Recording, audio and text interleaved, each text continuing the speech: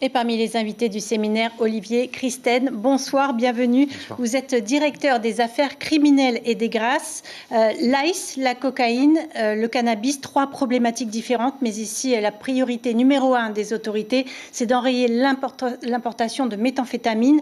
Quelles sont les consignes du garde des Sceaux pour éradiquer le trafic d'ice ? Oui, merci de m'avoir invité. En effet, ce colloque a été organisé par le procureur général de Papeete pour essayer de renforcer les différents instruments de coopération qui permettent de lutter contre les différents trafics qui peuvent avoir soit comme destination la Polynésie, soit qui utilisent la position stratégique de la Polynésie dans le Pacifique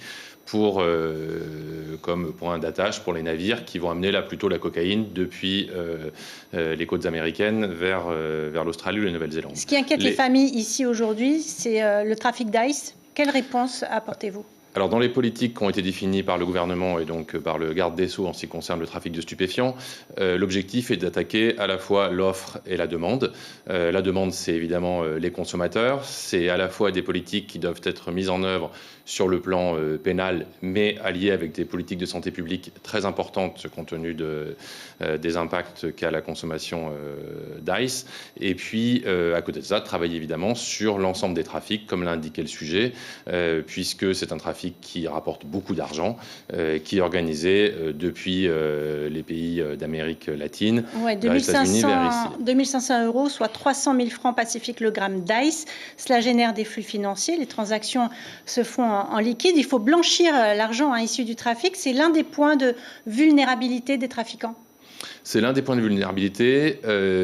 Tous les points en fait doivent être attaqués lorsqu'on attaque les trafics de stupéfiants. L'un des sujets qui est important à avoir à l'esprit, c'est que tout est lié.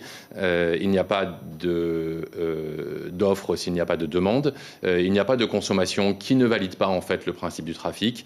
Et ce qu'il faut avoir surtout à l'esprit, c'est que le trafic en effet a pour finalité de créer de l'argent, de produire de l'argent, et que pour cela, les trafiquants s'appuient sur toute une chaîne. Et avec un élément qui est extrêmement important à avoir à l'esprit lorsque l'on s'attaque au trafic de stupéfiants, et notamment que l'ensemble du public doit avoir à l'esprit, c'est que les trafics de stupéfiants s'appuient sur la vulnérabilité sociale, c'est-à-dire sur des personnes qu'ils vont exploiter, profitant de leur situation de pauvreté, pour en général transporter la drogue dans des conditions parfois sanitaires désastreuses et qui vont permettre ensuite à ces trafiquants de s'enrichir.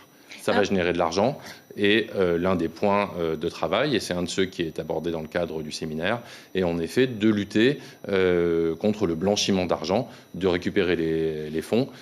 Le trafic sert à générer de l'argent. Si on arrive à obtenir l'argent, à récupérer l'argent, dans ce cas-là, on atteint le point le plus faible et parce que c'est le plus important du trafic. Concernant les saisies de cocaïne, un procès d'envergure a lieu en ce moment à Paris. 10 personnes sur le banc des accusés.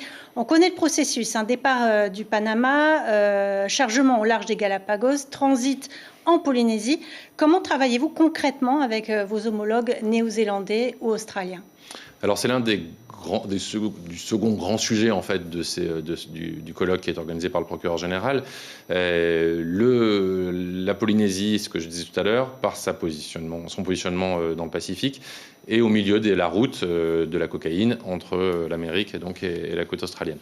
L'objectif est d'assurer une très bonne coopération entre les services de police, les gendarmes, les douaniers, afin d'obtenir du renseignement pour identifier quels sont les navires qui transportent la cocaïne et permettre aux différents services de l'État qui peuvent intervenir, ça peut être la Marine nationale quand on est en haute mer, ou les services police ou gendarmerie lorsque les bateaux sont dans les ports pour le ravitaillement, afin de casser le trafic, de récupérer là le produit.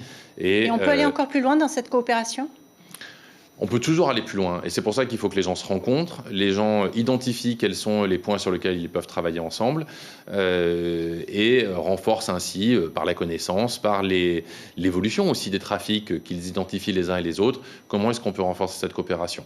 Et puis tout ça se fait en lien étroit avec les juridictions évidemment polynésiennes et Paris, puisque comme vous l'avez indiqué, le dispositif français conduit à ce que pour les faits de criminalité les plus graves et qui sont en lien avec des trafiquants qui peuvent être sur beaucoup de points de la planète, il y a une compétence spécifique qui est donnée à Paris qui lui permet de prendre les procédures lorsque ça lui paraît nécessaire. Rapidement, une dernière question. On l'a vu dans le reportage, il existe de nombreux points de deal de cannabis à Tahiti.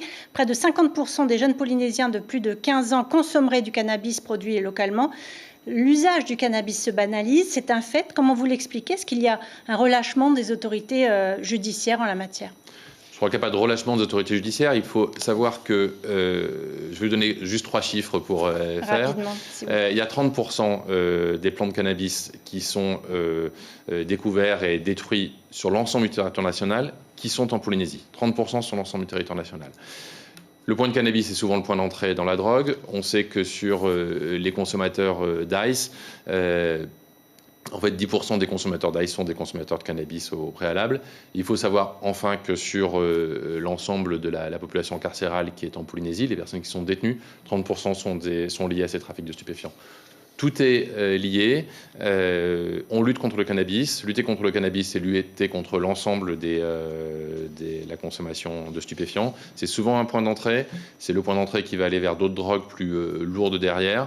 Et, donc c'est important de toujours combattre le cannabis à vos yeux. Exactement.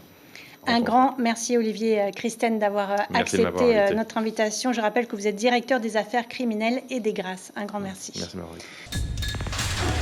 L'information en continu sur Polynésie la première, Internet et réseaux sociaux.